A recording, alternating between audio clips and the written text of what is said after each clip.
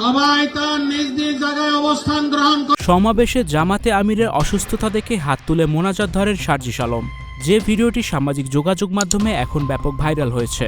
রাজধানীর সোহরাওয়ার্দী উদ্যানে বাংলাদেশ জামাতে ইসলামী আয়োজিত জাতীয় সমাবেশে বক্তব্য দেওয়ার সময় হঠাৎ অসুস্থ হয়ে মঞ্চে পড়ে যান জামাতে আমির ডক্টর শফিকুর রহমান। তবে কিছু সময় পর উঠে আবার তিনি বক্তব্য দিতে শুরু করেন। পড়ে যাওয়ার পর আশেপাশে থাকা নেতাকর্মীরা দ্রুত এসে তাকে উঠিয়ে নিলে তিনি ফের বক্তব্য দেওয়া শুরু করেন। এ সময় তিনি দ্বিতীয়বার অসুস্থ হয়ে মঞ্চে পড়ে যান এবং পরে বসেই তিনি বক্তব্য দিতে থাকেন।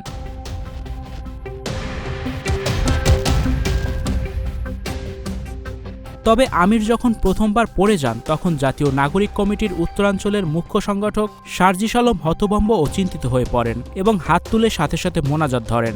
এই মুহূর্তের একটি ভিডিও ফুটেজ ভাইরাল হয়েছে।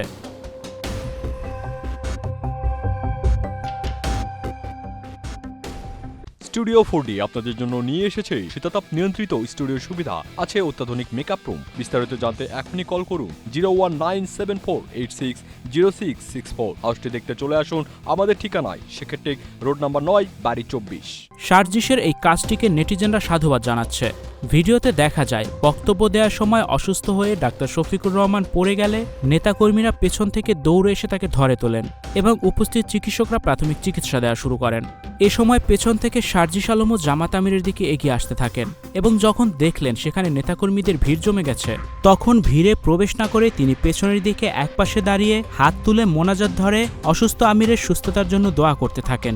একটু পর জামাতের আমির আবার উঠে দাঁড়িয়ে বক্তব্য দেওয়া শুরু করলে সার্জিস আলম তার মোনাজাত শেষ করেন। এ সময় সার্জিসের পাশে জাতীয় যুব শক্তির আহ্বায়ক তারিকুল ইসলামকে দাঁড়িয়ে থাকতে দেখা যায়। ভিউয়ার্স, এই বিষয়টি নিয়ে আপনাদের কার কি মতামত জানিয়ে অবশ্যই কমেন্টস করে দিন। ভিডিওটি ভালো লাগলে অবশ্যই শেয়ার করে দিন। ভিডিওটি দেখার জন্য অসংখ্য ধন্যবাদ। এরকম আরও ভিডিও পেতে যুক্ত থাকুন আমাদের সাথে। সবাই ভালো থাকবেন। আল্লাহ হাফেজ।